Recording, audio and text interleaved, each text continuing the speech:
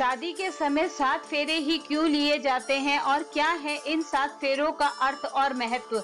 हिंदू धर्म में 16 संस्कार का विशेष महत्व है। इन्हीं में से एक है विवाह संस्कार। विवाह वो पवित्र बंधन है जो न सिर्फ दो लोगों का मिलन है बल्कि यह उत्तरदायित्व का वहन करना भी सिखाता है। विवाह में 7 की संख्या बहुत मायने रखती है। 7 फेरे, 7 वचन, 7 जन्म। हिंदू धर्म में इन सभी का विवाह से गहरा नाता है। धार्मिक मान्यता है कि हिंदू प्रथा में 7 फेरे के बिना विवाह संपन्न नहीं होता है। आइए जानते हैं शादी के समय 7 फेरे ही क्यों लिए जाते हैं।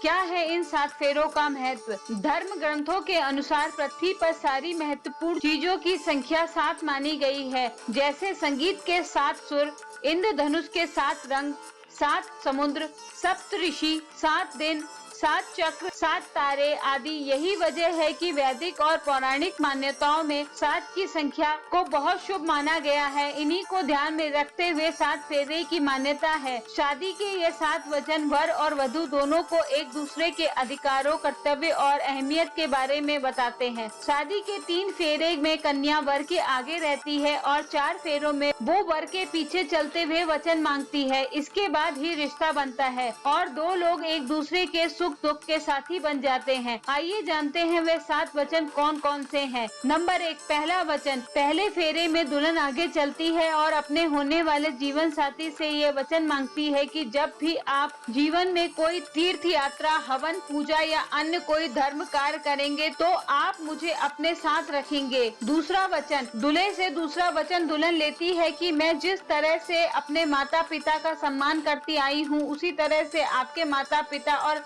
परिजनों का सम्मान करूंगी, घर की मर्यादा का ध्यान रखूंगी, लेकिन मेरी ही तरह आप भी मेरे माता पिता का सम्मान करेंगे और घर परिवार को अपना मानेंगे तो मैं आपके बाएं यानी वामांग में आना पसंद करूंगी। तीसरा वचन। तीसरे फेरे में दुल्हन दूल्हे को वचन लेती है कि मैं जीवन के तीनों अवस्थाओं, युवा अवस्था, प्रौढ़ अवस्था और वृद्ध अवस्था में आपका साथ निभाऊंगी। अगर आप भी मुझे ऐसा वचन देते हैं तो मैं आपके वामांग में आना चाहूंगी। चौथा वचन। शादी के 3 वचन पति से लेने के बाद चौथे वचन में दूल्हा आगे आता है। इसके बाद दुल्हन पति से वचन मांगते हुए कहती है कि अब तक आप घर परिवार की चिंता से मुक्त थे। विवाह के बाद परिवार की जरूरत को पूरा करने का दायित्व आप पर होगा। अगर आप इसे निभाने को तैयार हैं तो मैं आपके वामांग में आना चाहूंगी। पांचवा वचन। पांचवें वचन में कन्या अपने अधिकारों की बात करते हुए दूल्हे से वचन मांगती है कि घर के कार्यों में, विवाह आदि लेन देन और किसी अन्य चीजों पर खर्चा करते समय अगर आप मेरी भी राय लिया करेंगे तो मैं आपके वामांग में आना स्वीकार करती हूँ। छठा वचन। शादी के छठे फेरे में दुल्हन दूल्हे से ये वचन मांगती है कि अगर मैं अपनी सखियों, परिवार व अन्य लोगों के बीच बैठी हूँ तो आप कभी मेरा सामाजिक रूप से अपमान नहीं करेंगे, साथ ही आप जुआ आदि किसी भी बुरी आदतों में नहीं फंसेंगे। अगर आप मुझे ये वचन देते हैं तो मैं आपके